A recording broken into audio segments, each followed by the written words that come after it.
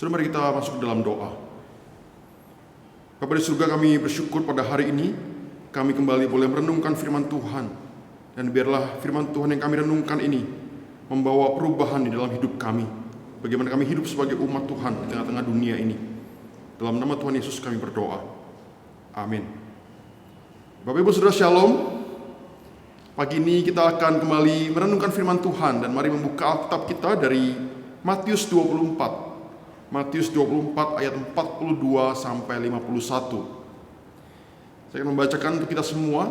Matius 24 ayat 42 sampai 51.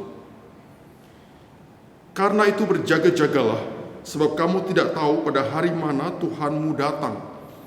Tetapi ketahuilah ini, jika tuan rumah tahu pada waktu mana pada malam hari pencuri akan datang, sudahlah pasti ia berjaga-jaga dan tidak akan membiarkan rumahnya dibongkar. Sebab itu hendaklah kamu juga siap sedia, karena Anak Manusia datang pada saat yang tidak kamu duga. Siapakah hamba yang setia dan bijaksana yang diangkat oleh tuannya atas orang-orangnya untuk memberikan mereka makanan pada waktunya? Berbahagialah hamba yang didapati tuannya melakukan tugasnya itu ketika tuannya itu datang. Aku berkata kepadamu, sesungguhnya tuannya itu akan mengangkat dia menjadi pengawas segala miliknya. Akan tetapi apabila hamba itu jahat dan berkata dalam hatinya, Tuanku tidak datang-datang, lalu ia mulai memukul hamba-hamba lain dan makan minum bersama-sama pemabuk-pemabuk, maka tuan hamba itu akan datang pada hari yang tidak disangkakannya dan pada saat yang tidak diketahuinya, dan akan membunuh dia dan membuat dia senasib dengan orang-orang munafik. Di sanalah akan terdapat retapan dan kertakan gigi. Demikian pembacaan firman Tuhan. Bapak Ibu Saudara, Ashlyn adalah seorang anak yang lahir di sekitar tahun 2000 yang lalu. Waktu Ashlyn masih bayi, waktu dia lapar, dia tidak menangis. Waktu kulit Ashlyn ada biang keringat dan harusnya dia gatal dan perih, tapi dia tidak menangis. Waktu Ashlyn terluka di bagian mukanya atau di bagian tangannya atau kakinya, waktu dia jatuh, dia seperti baik-baik saja, saudara. Dia tidak menangis. Nah, di usia 8 bulan, saudara, ada masalah dengan matanya yang seharusnya membuat dia menjerit-jerit kesakitan. Tapi dia diam, seperti tidak merasakan apa-apa. Dan disitulah kedua orang tua Ashlyn baru sadar bahwa ada masalah yang serius dengan anak perempuannya ini. Saudara, apa yang dialami oleh Ashlyn itu disebut dengan CIP atau Congenital Insensitivity to Pain.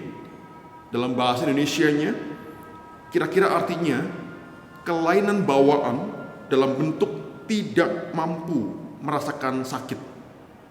Saudara, ini adalah sebuah penyakit langka, dan kelainan ini membuat si penderitanya tidak pernah merasakan sakit. Padahal sakit itu sangat penting, saudara. Rasa sakit itu penting untuk kita bertahan hidup, untuk manusia bisa bertahan hidup.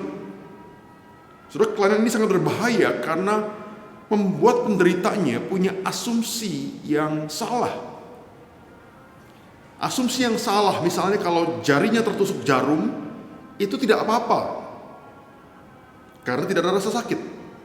Kalau jarinya teriris pisau, itu tidak apa-apa, karena diasumsikannya bahwa itu tidak masalah, tidak ada rasa sakit. Waktu ada usus buntu yang parah, dia juga tidak merasakan sakit, seperti baik-baik saja. Waktu kakinya kesleo, dia juga baik-baik saja, tidak ada rasa sakit.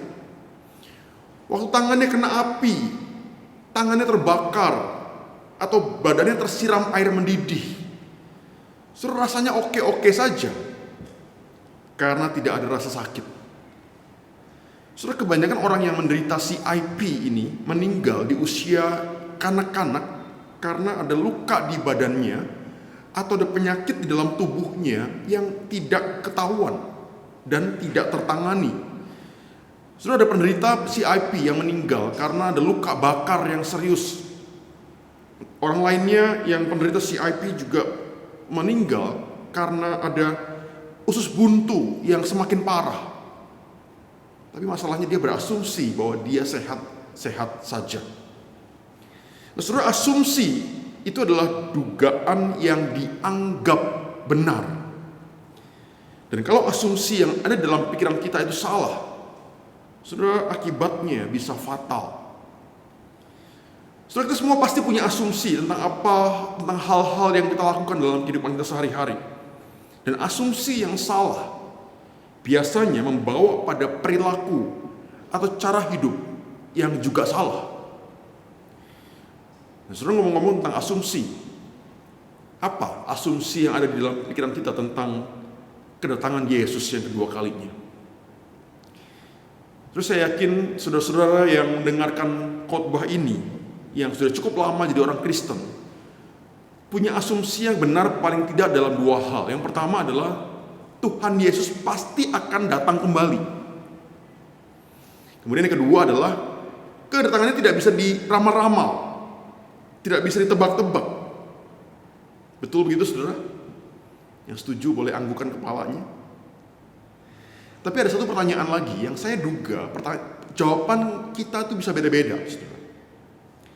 Seandainya kalau masing-masing kita ditanya kira-kira secara kasar saja, kapan Tuhan Yesus datang kedua kalinya? Masih lamakah? Atau sudah dekatkah? Karena jangan-jangan, saudara-saudara, jawaban dari pertanyaan ini sedang mengatur bagaimana kita berperilaku di dunia ini. Saudara, inilah yang ditekankan oleh Tuhan Yesus di dalam bagian firman Tuhan yang kita baca. Waktu itu Yesus sedang ngobrol santai dengan murid-muridnya di atas bukit Zaitun. Di atas bukit yang tenang itu, murid-murid bertanya kepada Yesus, "Guru, apa sih tanda kedatanganmu? Dan apa tanda kesudahan dunia?" Atau dengan kata lain, kapan sih engkau datang lagi? Kapan sih kesudahan dunia itu? Dan jawaban Yesus atas pertanyaan itu bukan memberikan jadwal kedatangannya, tapi malah memberitahukan atau menuntut cara hidup yang benar, sementara murid-murid menantikan kedatangannya, menantikan saat yang tidak terduga itu. Saudara, cara hidup yang benar itu dirangkum dalam satu kata, yaitu berjaga-jaga. Berjaga-jaga. Tapi apa maksudnya berjaga-jaga? Bagaimana caranya murid-murid berjaga-jaga sambil menunggu kedatangan Yesus yang kedua kalinya? Nah, saudara, salah satu cara yang benar untuk berjaga-jaga itu dicatat di bagian ayat yang tadi kita baca. Nah, saudara, di sini Yesus bercerita tentang tokoh yang adalah seorang hamba atau budak yang untuk sementara waktu ditinggal pergi oleh tuannya. Nah, waktu kita dengar kata budak, saudara-saudara, ya, mungkin di bayangan kita adalah orang-orang yang miskin, yang kotor, yang tidak berpendidikan, yang kerjakan pekerjaan-pekerjaan kasar di tengah-tengah panasnya matahari, yang tinggal di tempat yang mirip kandang sapi. Tapi saudara, pada zaman Yesus, budak seringkali adalah orang-orang yang terpelajar. Kadang-kadang ada dokter di situ, ada guru, ada pemusik di situ, dan macam-macam pekerjaan lainnya. Dan orang yang kaya pada waktu itu bisa punya belasan budak, bahkan puluhan budak sekaligus di dalam satu rumah itu. Nah, saudara, perumpamaan Yesus ini menceritakan tentang pemilik rumah yang kaya raya dan punya banyak sekali budak. Dan tiba-tiba, saudara-saudara, entah kenapa sih sang tuan ini pergi untuk waktu yang lama, dan waktu kembalinya itu tidak pasti.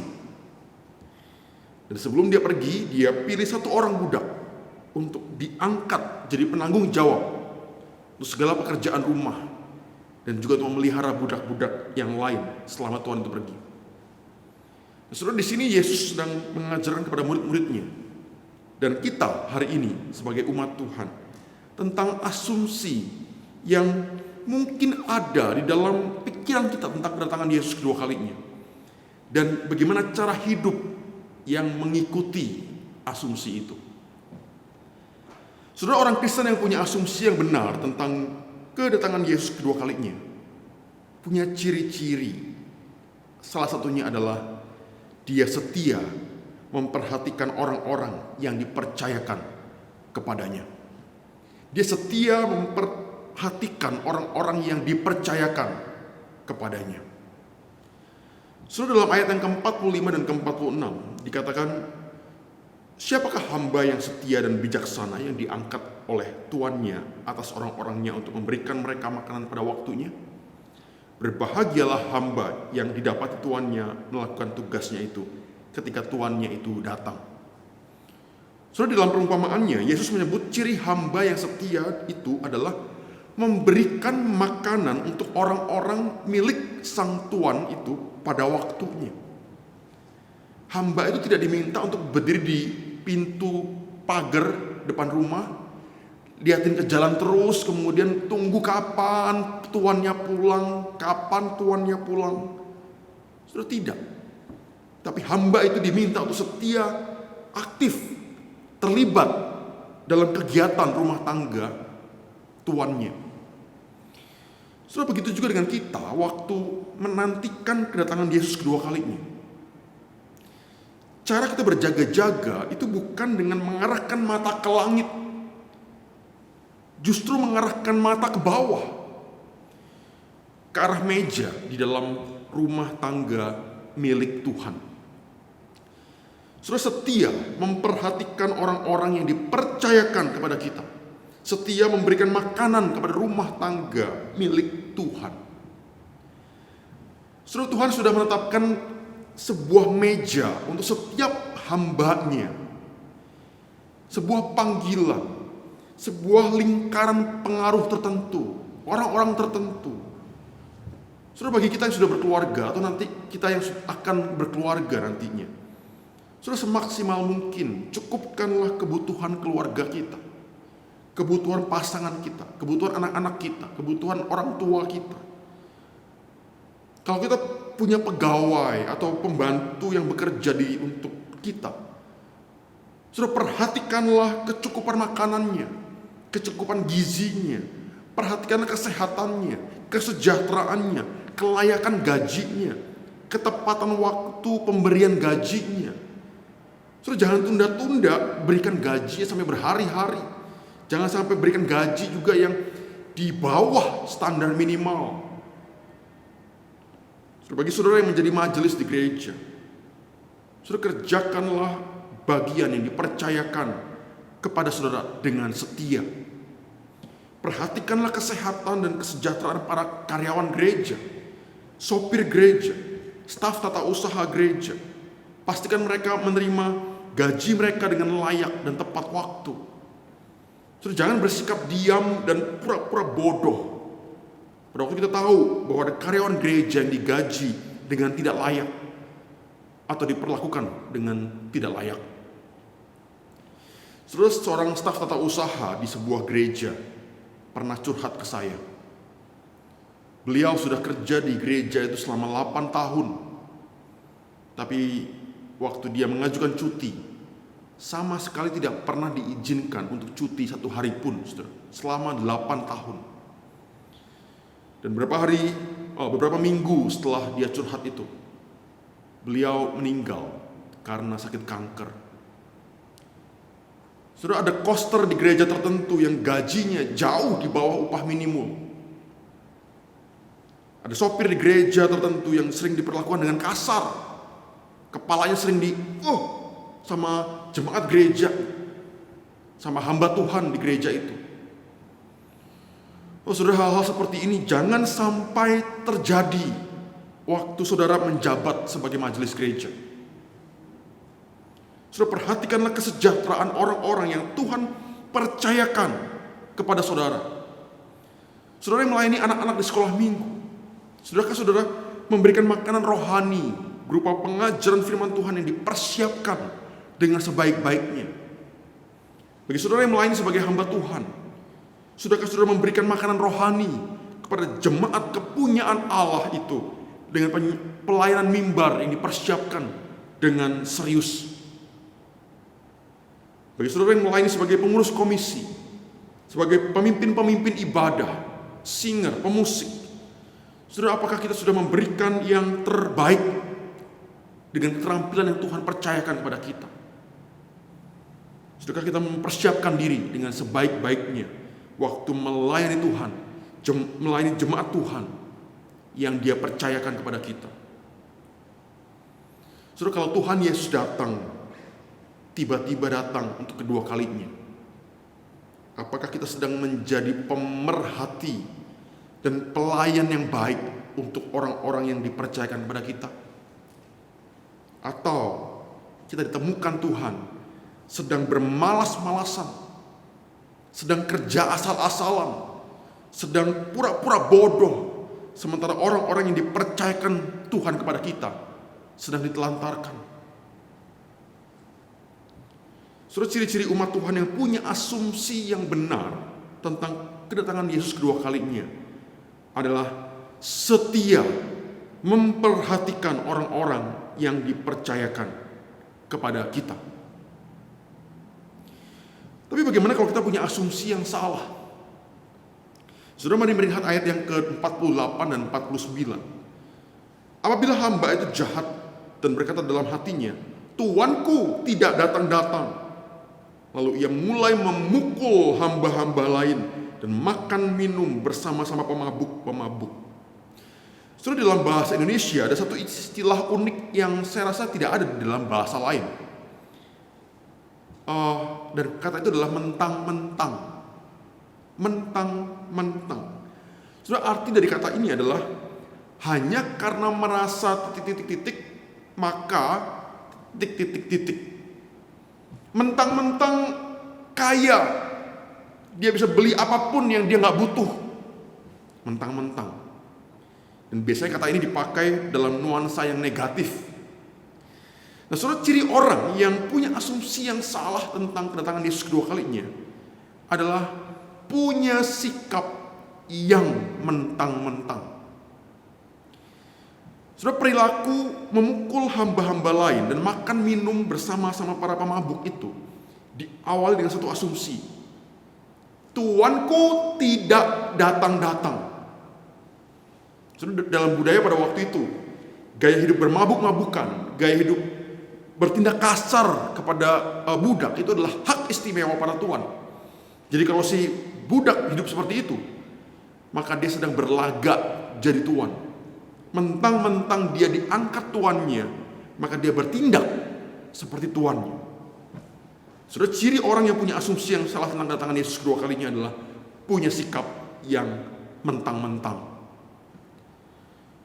Saudara, di bulan Oktober tahun 2013, seorang wanita Indonesia berusia 27 tahun bernama Siti Khadijah mulai bekerja sebagai pembantu rumah tangga di negara Singapura, di rumah seorang wanita bernama Anita Damu. Saudara, selama bekerja di situ, Siti hanya boleh tidur 5 jam sehari. Jam 11 malam sampai jam 4 pagi dia harus bangun dan kerja lagi. Beberapa bulan setelah itu, di bulan Januari 2014, Anita menampar Siti sekitar 2-3 kali dalam waktu seminggu. Di sekitar bulan Juni 2014, saudara, Anita menganiaya Siti dengan cara disiram air panas di punggungnya dan kakinya. Setelah Anita tahu bahwa Siti makan satu buah longan, satu butir buah longan tanpa izin. Saudara tahu buah longan itu apa? Saudara yang tidak tahu, ya pura-pura tahu saja ya. Bahkan Anita tega melukai 2 tangan Siti dengan setrika yang panas karena Siti dianggap kerja terlalu lambat. Saudara, perlakuan semena-mena itu berlanjut sampai tahun 2015. Siti harus tidur di lantai tanpa kasur, hanya selimut, dan makan cuma 2-3 kali dalam seminggu. Bukan sehari, saudara. Dalam seminggu cuma makan 2-3 kali. Saudara, akhirnya semua perbuatan Anita Damu ini terdengar oleh pemerintah Singapura. Dan tanggal 24 Desember 2018, Anita Damu divonis penjara selama 2 tahun 7 bulan dan haruskan membayar ganti rugi sebesar $8.000 Singapura atau sekitar 85 juta kepada Siti Khadijah. Saudara, mungkin kita nggak pernah siram air panas ke pembantu kita. Kita nggak pernah setrika tangan pegawai kita. Kita nggak pernah kasih makan pegawai kita 2 atau 3 kali dalam seminggu. Mungkin nggak pernah, saudara. Kita nggak akan pernah mungkin memukul hamba-hamba lain seperti hamba jahat dalam perumpamaan ini. Tapi jangan-jangan, saudara, kita sering kali punya sikap mentang-mentang dan merendahkan orang lain. So, dalam kehidupan kita, dalam posisi apakah kita diangkat lebih tinggi daripada orang-orang lainnya? So, jangan karena status atau posisi itu kita sering kali bersikap mentang-mentang. Mentang-mentang pengalaman pelayanan gereja kita sudah segudang, mantan pengurus komisi, mantan majelis, mantan ini itu, lalu kita memandang remeh jemaat lain yang pelayanan gerejanya belum terlalu banyak.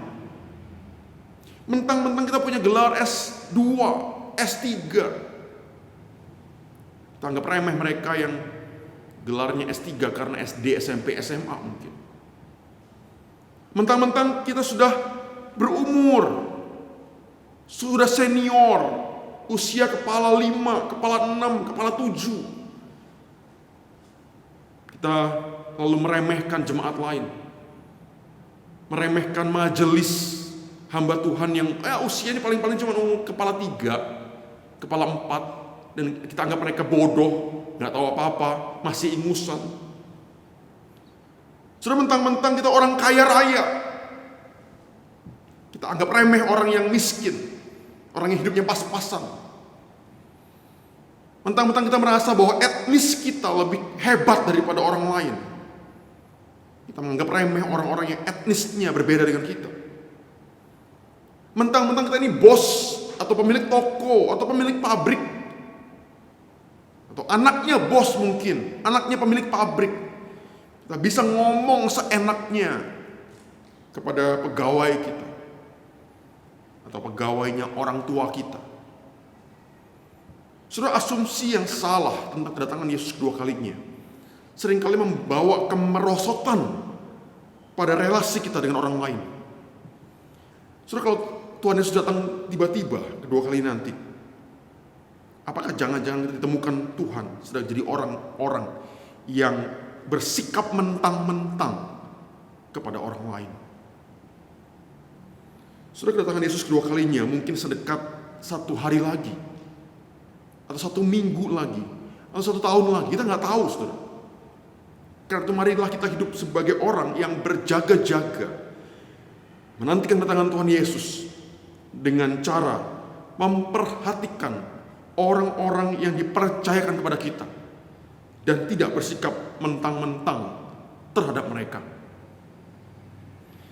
Terus sesungguhnya pesan dari seluruh kitab Matius adalah Sang Tuhan itu tidak pernah meninggalkan kita. Sang Tuhan tidak pernah meninggalkan hamba-hambanya. Saudara, Injil Matius dibuka dengan kalimat, dan mereka akan menamakan Dia Immanuel, yang berarti Allah menyertai kita. Dan kitab Matius ditutup dengan Yesus yang berkata, dan ketahuilah, Aku menyertai kamu senantiasa sampai kepada akhir zaman. Saudara, Yesus Kristus, Sang Tuhan yang agung itu, sesungguhnya tidak meninggalkan, tapi menyertai hamba-hambanya. Oleh karena itu mari melayani rumah tangga milik Tuhan dengan setia, dengan sadar sepenuhnya bahwa Sang Tuhan yang akan kembali itu sesungguhnya sedang menyertai kita, sedang melihat setiap pekerjaan kita di dunia ini. Saudara, Tuhan Yesus bertanya, siapakah hamba yang setia dan bijaksana? Saudara, ini adalah undangan untuk kita semua. Hei, ayo, siapa yang mau jadi hamba yang setia dan bijaksana? Hamba yang kelak kepadanya Tuhan Yesus akan berkata, baik sekali perbuatanmu itu, hai hambaku yang baik dan setia. Engkau telah setia dalam perkara kecil, aku akan memberikan kepadamu tanggung jawab dalam perkara yang besar. Masuklah dan turutlah dalam kebahagiaan Tuhanmu. Saudara, maukah kita jadi hamba-hamba Kristus yang setia, berjaga-jaga, memperhatikan orang-orang yang dipercayakan kepada kita, dan tidak bersikap mentang-mentang kepada mereka? Maukah, saudara? Mari kita berdoa. Tuhan, kami bersyukur untuk firman-Mu pada pagi ini. Biarlah firman-Mu yang sederhana ini kami boleh dengarkan, telinga rohani kami terbuka lebar untuk ditanam oleh benih-benih kebenaran firman Tuhan ini. Bapa, terima kasih. Dalam nama Tuhan Yesus kami berdoa. Amin.